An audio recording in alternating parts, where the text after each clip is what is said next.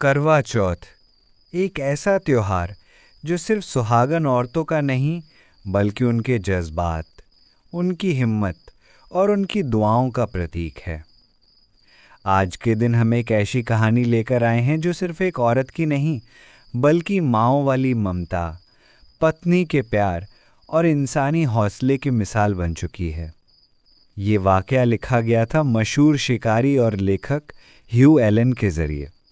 एक ऐसी औरत जो रात के अंधेरे में मौत बनकर घूमते खूंखार मैन ईटर लेपर्ड के सामने अपने बच्चे और पति के लिए चट्टान बनकर खड़ी हो गई।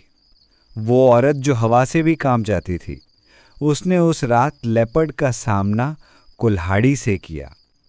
ये कहानी सिर्फ एक शिकार की नहीं बल्कि एक औरत के उस जज्बे की है जो मोहब्बत के लिए मौत को भी चुनौती दे सकता है। तो चलिए इस करवा चौथ पर चलते हैं ब्रिटिश राज के दौर में, भारत के एक छोटे से गांव में, जहां एक बुज़दिल सी औरत ने सबको हैरान कर देने वाला कारनामा कर दिखाया। अगर आपको ऐसी कहानियां पसंद हैं तो वीडियो को लाइक करें, चैनल को सब्सक्राइब करें और बेल आइकन दबाना ना भूलें, क्योंकि ऐसी कहानियां हर रोज नहीं लिखी जाती। दूसरी विश्व युद्ध से पहले की बात है, जब मैं शिकार खेलने के लिए साउथ अफ्रीका के अजीबो-गरीब और खौफनाक जंगलों में गया था। अफ्रीका के हर कोने में कुछ ना कुछ अनोखी बात होती है। हर चीज में एक अजीब सी कशिश होती है, लेकिन उस कशिश के साथ हमेशा एक भयानक सा साया भी छुपा होता है। मुझे पहले तो काले जादू पर बिल्कुल विश्वास नहीं था। मैं इसे सिर्फ मजाक समझता था। लेकिन जब मैं काले जादू के उस देश में गया तो धीरे धीरे मुझे एहसास होने लगा कि ये कोई मजाक नहीं बल्कि असल में कुछ ऐसा है जो इंसान की सोच के परे है। मैं वहाँ पूरे 6 महीने शिकार करता रहा और फिर इंग्लैंड लौट आया। लेकिन शिकार और रोमांच का जुनून ऐसा था कि चैन से बैठना मुश्किल हो गया। इसी बेचैनी में मैंने फैसला किया कि अब किसी दूसरे मुल्क में जाकर शिकार किया जाए। एक लेफ्टिनेंट कर्नल ने मुझे मशवरा दिया कि इंडिया जाओ। उसने भारत के बारे में इतनी दिलचस्प बातें सुनाई कि मैं हैरान रह गया। उसकी बातों से मुझे अंदाजा हुआ कि ये मुल्क अफ्रीका से बिल्कुल अलग है। कर्नल ने कहा कि हिंदुस्तानी लोग सीधे साधे और शरीफ होते हैं। अगर तुम गांवों में जाओगे तो लोग तुम्हें अपने सर आंखों पर बिठाएंगे। उसने ये भी कहा कि वहाँ बाघ और लेपर्ड आमतौर पर मिलते हैं और इनमें से बहुत से ऐसे होते हैं जो आदमी के खून और गोश्त के आदी हो जाते हैं। अब चलते हैं असल वाकये की ओर। लेपर्ड को कुल्हाड़ी से मार देना वहाँ कोई अनोखी बात नहीं समझी जाती थी, मगर सबसे ज्यादा हैरानी मुझे इस बात पर हुई कि ऐसा कारनामा किसी आदमी ने नहीं बल्कि एक औरत ने किया था। और लेपर्ड भी आम दरिंदा नहीं बल्कि एक मैन ईटर, बहुत ज्यादा चालाक और खूंखार। खाना खत्म करते ही मैं अपने गाइड को साथ लेकर उस गांव पहुंच गया जहां ये वाकया हुआ था। जैसे ही हम वहां पहुंचे, पूरा गांव हमारे इर्द गिर्द जमा हो गया। मुझे मालूम हुआ कि इस भीड़ में वो औरत मौजूद नहीं है। गांव वाले बहुत खुश दिख रहे थे और हर शख्स बेचैन था कि वो अपनी तरफ से गाइड को पूरी कहानी सुना दे। मैंने गाइड से कहा कि मैं उस औरत को देखना चाहता हूं। मुझे बताया गया कि वो औरत मिलने के लिए तैयार नहीं है, लेकिन उसका पति वहां मौजूद है। वो आदमी हमें अपने घर ले गया। जैसे ही मैं घर के अंदर घुसा तो वो आदमी ऐसे भागदौड़ करने लग गया जैसे उसके घर में कोई देवता आ गया हो। घर में कोई भी चारपाई ऐसी नहीं थी जो मेहमान के लायक लगती हो। आखिरकार वो एक पुरानी चारपाई लेकर आया। उस पर एक साफ चादर बिछाई गई, दोनों तरफ सरहाने रखे गए और फिर वो आदमी हाथ जोड़कर मेरे सामने खड़ा हो गया। मैंने उस औरत को सर से पैर तक देखा। उसकी गोद में 9 या 10 महीने का एक छोटा सा बच्चा था। गाइड ने मेरी हिदायत पर उससे बात करनी शुरू की। मैं समझता था कि वो अपना कारनामा बड़े जोश और जज्बे में सुनाएगी, शायद कुछ बढ़ा चढ़ाकर। लेकिन जैसे ही लेपर्ड का जिक्र हुआ, उसके चेहरे का रंग सफ़ेद पड़ गया। ऐसे लगा जैसे लेपर्ड का सिर्फ तसव्वुर ही उसका खून जमाने के लिए काफ़ी हो। उसने एक लफ्ज़ भी नहीं कहा, सिर्फ चुपचाप दरवाजे की तरफ देखा और धीरे से सिर हिला दिया। इस पल में मुझे महसूस हुआ कि वो सिर्फ एक कहानी नहीं, बल्कि एक ऐसी हकीकत है जो इस औरत के दिल पर गहरी छाप छोड़ चुकी है। एक ऐसा जख्म जो सिर्फ लफ्ज़ों में बयान नहीं हो सकता। वो सीधी साधी सी एक गांव की औरत थी। मेरा गाइड उससे धीरज से बातें करने की कोशिश कर रहा था। उसका पति भी शायद उसे बोलने के लिए उत्साहित कर रहा था, लेकिन उसकी आंखें डरते डरते और बड़ी होती जा रही थीं। वो बार बार दरवाजे की तरफ देख रही थी, जैसे किसी के आने का इंतजार हो। गांव के लोग बाहर जमा हो चुके थे। लगभग 1 घंटे की कोशिश के बाद उस औरत ने आखिर बोलना शुरू किया, लेकिन जैसे ही लफ्ज़ जुबान पर आए, उसकी आंखों से आंसुओं का सिलसिला फूट पड़ा। उसने बच्चे को अपनी छाती से मजबूती से लगा लिया और सिमट कर फिर दरवाजे की तरफ देखा। उसने कुछ अपने पति से कहा और उसका पति उसके पास जाकर बैठ गया। अब दोनों बारी बारी गाइड को सारी बातें बताने लगे। गाइड ने मुझे कुछ शर्मिंदगी भरे लहजे में कहा कि मैं तुम्हें पूरी कहानी एक साथ सुनाता हूं। ये लेपर्ड इसी औरत ने मारा था। मैं उससे पूरे विस्तार से सुन रहा था। सूरज ढलने को था जब गाइड ने उस औरत, उसके पति और कुछ गांव वालों से सब कुछ जांचकर लिख लिया। मुझे मरे हुए लेपर्ड की खाल दिखाई गई और उसका सर भी। लेपर्ड की आंखें और मुंह गायब थे। ये सब कुल्हाड़ी के भारी वारों का नतीजा था। बाकी का जिस्म गांव के कुत्तों को खिला दिया गया था। दरअसल ये खाल उस औरत के घर में होनी चाहिए थी, लेकिन गांव के ठाकुर ने उसे अपने पास रख लिया था। गांव के कई आदमियों ने गाइड को बताया कि ठाकुर ये खाल शहर ले जाकर अंग्रेज अफसरों को दिखाना चाहता है, ताकि वो दिखाए कि लेपर्ड उसने मारा था और सरकार से इनाम ले सके। मैंने तुरंत उस ठाकुर से खाल लेकर उस औरत के घर भेज दी।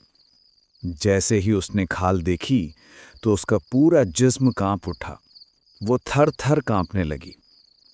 गाइड ने उसे समझाने की कोशिश की, पर वो अपने नन्हे बच्चे को गले लगाकर कमरे में भाग गई और किवाड़ बंद कर लिए।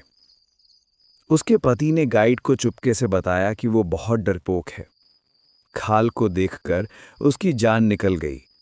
रात को हम लोग वापस डक बंगलो लौट आए। गाइड ने मुझे पूरी बात आराम से विस्तार से सुनाई। मैंने उस वक्त ही अपनी डायरी में कुछ सवाल लिख लिए, ताकि अगले दिन और गहरी जांच की जा सके। अगले दिन मैं फिर गांव गया। मैंने उस औरत से कुछ और बातें की और कुछ गांव वालों से भी सवाल किए। धीरे धीरे पूरी कहानी सामने आने लगी। जैसा कि मैंने पहले भी बताया, इस लेपर्ड ने इस पूरे इलाके में खौफ का माहौल बना दिया था। यह सिर्फ आम आदमियों को ही नहीं, बल्कि शिकारियों को भी खा गया था। 2 शिकारियों को तो इसने सीधा मचान पर जाकर दबोचा था। कुछ लोग कहते थे कि इसने 1 साल में 300 इंसानों को खाया, कुछ कहते थे 200, लेकिन असल गिनती किसी को नहीं मालूम थी। सबको इतना जरूर पता था कि इस लेपर्ड का भोजन सिर्फ इंसान था। शिकारियों ने मचान के पास बकरे बांध रखे थे, लेकिन लेपर्ड ने उन्हें छुआ तक नहीं। वो सीधा शिकारियों पर टूट पड़ता था।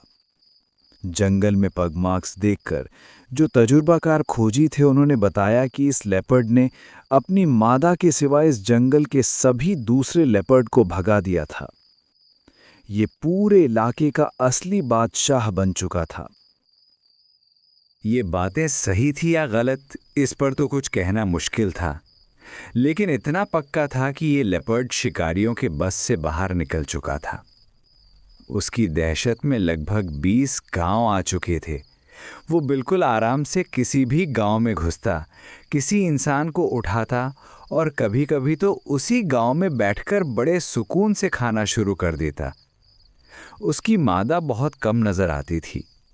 जब लेपर्ड ने शिकारियों को भी निशाना बनाना शुरू कर दिया, तो कई गांव के लोग अपने घर छोड़कर सुरक्षित जगहों की तरफ भाग गए। जब तक लेपर्ड मारा गया था, तब तक 4 गांव पूरी तरह खाली हो चुके थे। ये लेपर्ड अक्सर किसी भी गांव में हमला करके 20 से 25 दिन तक उसी गांव के आसपास छुपा रहता था। गांव के लोग दिन के वक्त भी बाहर निकलने की हिम्मत नहीं करते थे। ऐसे ही एक घर में 3 छोटे बच्चे प्यास से मर गए, क्योंकि घर में पानी खत्म हो गया था और किसी में इतनी हिम्मत नहीं थी कि वो बाहर जा सके। ऐसे मौत के वाकयात और भी हुए थे। फिर एक दिन उस गांव में, जहां आखिरकार लेपर्ड मारा गया, खबर फैले कि लेपर्ड बगल के गांव में आ गया है। सब लोग समझ गए कि अब अगला निशाना उनका गांव होगा। इस गांव का नाम था देवनंदी। गांव वालों ने वहां से निकलने का फैसला कर लिया। दूसरे ही दिन कुछ लोग अपना गांव छोड़कर चले गए। बहुत से लोग जाने के लिए तैयार नहीं थे, क्योंकि यहीं उनका बचपन गुजरा था, यहीं उनके घर थे, उन्हीं झूपड़ियों से उनके जज्बात जुड़े थे। कुछ दिनों में आधा गांव खाली हो गया। और एक दिन उस औरत का पति, जिसने बाद में लेपर्ड को मारा, किसी दूसरे गांव गया। वो देखने गया था कि क्या वहां उसकी पत्नी और नन्हे बच्चे को पनाह मिल सकती है। सूरज ढलने में अभी थोड़ा वक्त था कि गांव में हल्ला मच गया। किसी ने दौड़कर खबर दी कि लेपर्ड देवनंदी की तरफ आ रहा है। आंखों देखे गवाह ने कहा कि अगर वो इसी रफ्तार से चलता रहा तो आधी रात तक गांव में घुस आएगा। ये खबर सुनते ही लोगों में अफरा तफरी मच गई। लोग घरों का सारा सामान छोड़कर बच्चों को कंधे पर उठाए दूसरी तरफ भागने लगे।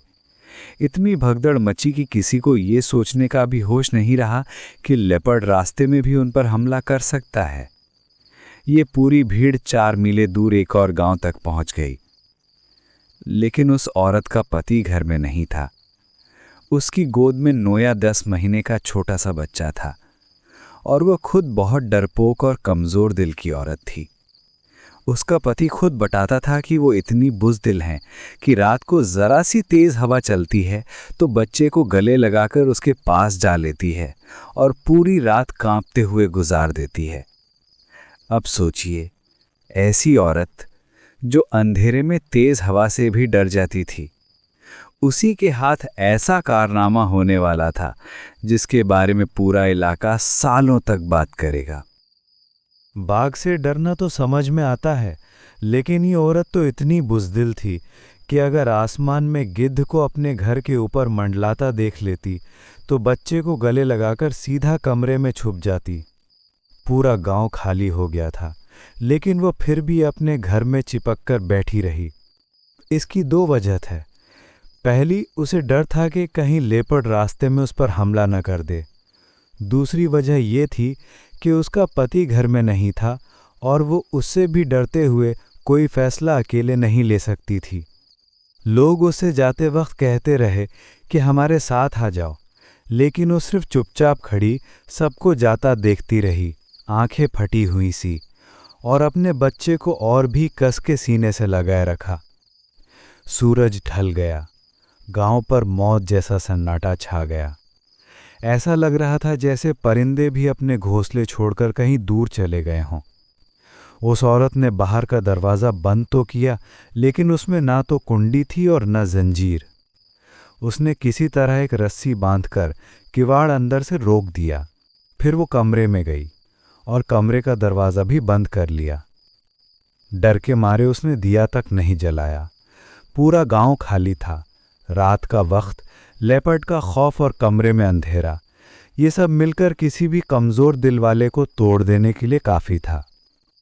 लेकिन वो बच्चे के लिए जिंदा रहना चाहती थी। ये उसका पहला बच्चा था। उसने उसे अपनी बाहों के घेरे में लेकर सीने से लगा लिया, ऊपर से एक चादर ओढ़ ली।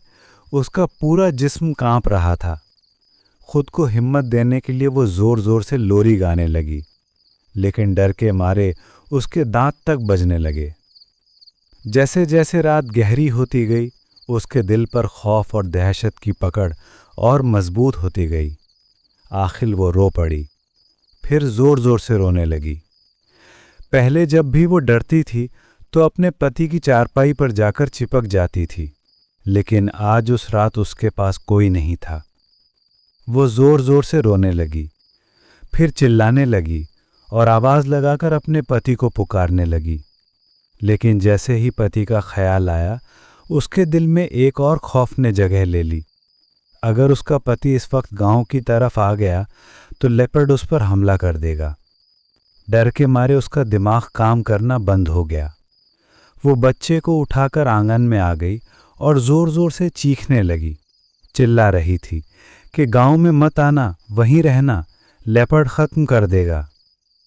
उसे ये याद ही नहीं रहा कि उसका पति गांव से 6 कोस दूर है। चांदनी रात थी।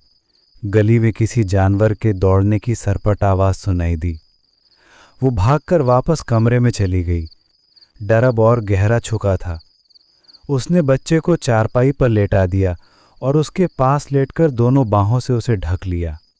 अचानक पूरे गांव के कुत्ते जोर जोर से भौंकने लगे।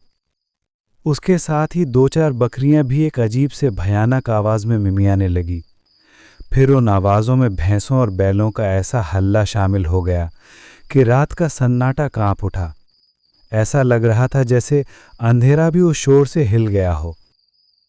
जानवरों की आवाज़ों में एक अजीब सी दहशत थी।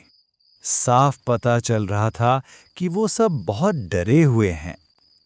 गांव में उस औरत और उसके छोटे से बच्चे के सिवा कोई इंसान बाकी नहीं था। उसने बच्चे को अपने पीछे छुपा लिया। मवेशियों की डरी हुई आवाज़ों में उस औरत को एक भयानक सी गुर्राहट सुनाई दी। एक ऐसी गुर्राहट जो वो अच्छी तरह पहचानती थी।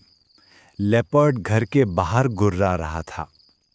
मवेशियों की आवाज़ और भी ज़्यादा भयानक हो गई। औरत ने बच्चे को पूरे बदन के पीछे छुपा लिया और खुद बेपनाह रो पड़ी। घर के सामने से कई जानवर सरपट भागते हुए गुजरे। वो औरत अब खौफ के आखिरी चरम पर पहुंच चुकी थी। उसने अंधेरे कमरे में इधर उधर देखा। उस गहरे काले अंधेरे में उसे लेपर्ड का खुला मुंह और लंबे लंबे दांत नजर आए।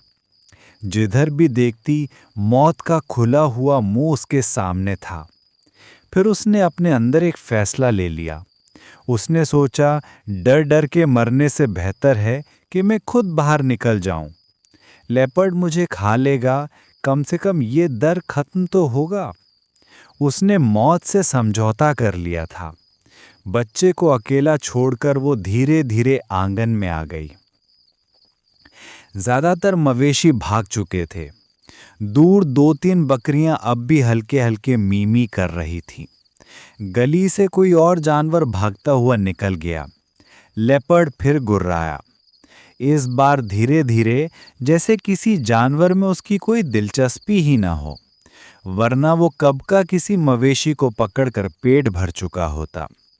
उसकी गुर्राहट साफ कह रही थी वो किसी इंसान को ढूंढ रहा था। औरत दरवाजे के पास आ खड़ी हुई और उस रस्सी को पकड़ लिया जो उसने दिन में बांधी थी। वो अपने आप को लेपर्ड के हवाले कर देना चाहती थी। उसके जहन में एक सोच आई, अगर लेपर्ड मुझे खा लेगा तो शायद मेरा बच्चा बच जाएगा। ये ख्याल उसके लिए किसी हिम्मत की तरह था। अब लेपर्ड दरवाजे के बिल्कुल पास आकर गुर्राया। औरत ने दरवाजे के नीचे के छेद से झांका।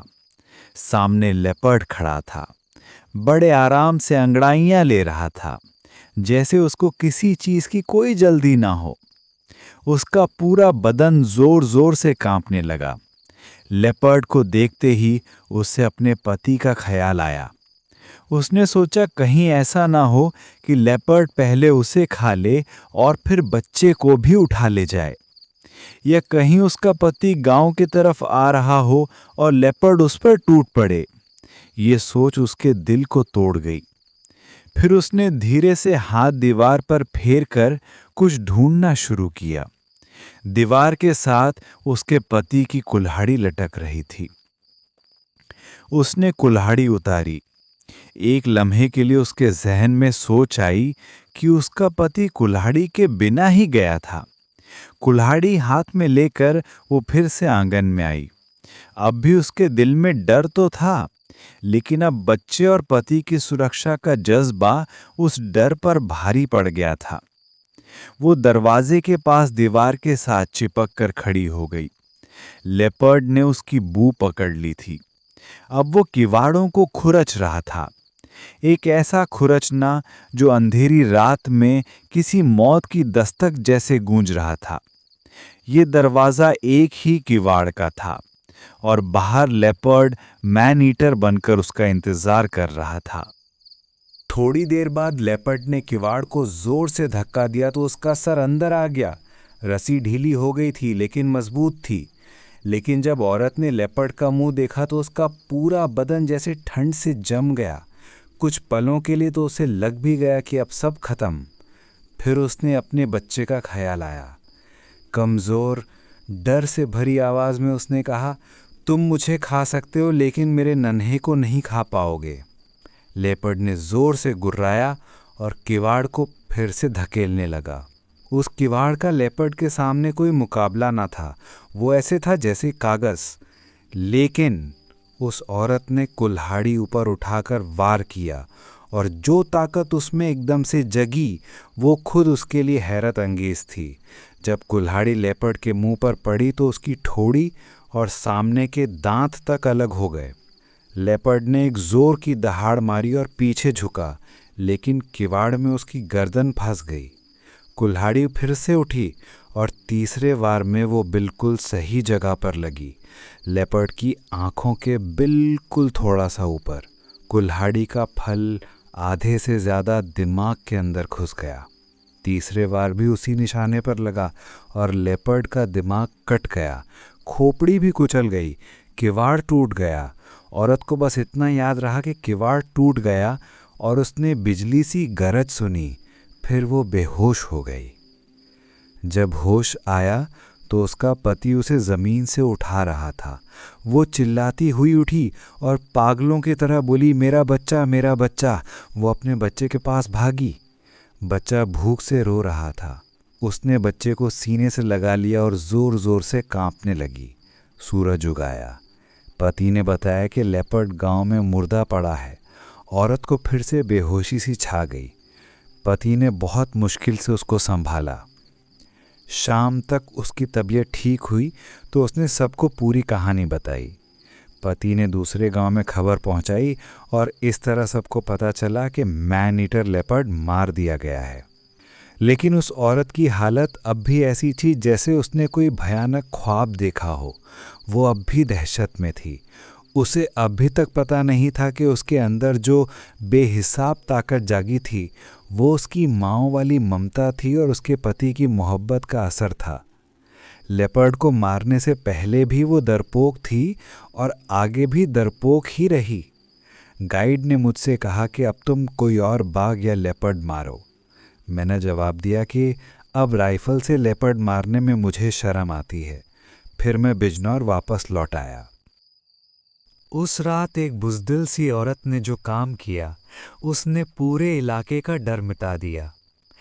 जिस मैन ईटर लेपर्ड ने 100 लोगों को मौत के घाट उतारा था, उसका अंत किसी शिकारी ने नहीं, किसी फौजी ने नहीं, बल्कि एक माँ ने अपने बच्चे के लिए किया। उसने कुल्हाड़ी से लेपर्ड का सर चीर दिया और जब होश आया तो उसका बच्चा उसकी गोद में था। उसकी आंखों में आंसू थे, हाथों में कंपन थी, लेकिन उसके दिल में एक जीत थी। ऐसे ही तो होती है एक औरत की ताकत, चुपचाप सहने वाली और वक्त आने पर ऐसी पहाड़ सी बन जाने वाली कि मौत को भी हिला दे। करवा चौथ के इस पवित्र दिन पर ये कहानी हमें याद दिलाती है पत्नी का प्यार, माँ का जज्बा और एक औरत का हौसला किसी भी मैन ईटर से बड़ा होता है। लेकिन सच ये भी है, उस औरत के अंदर फिर कभी वैसी ताकत नहीं जागी। लेपर्ड को मारने के बाद भी वो वैसे ही बुज़दिल रही, क्योंकि असली ताकत बाहर से नहीं, दिल के अंदर से आती है। और उस रात उसके दिल में सिर्फ एक जज्बा था, अपने पति और बच्चे को बचाना।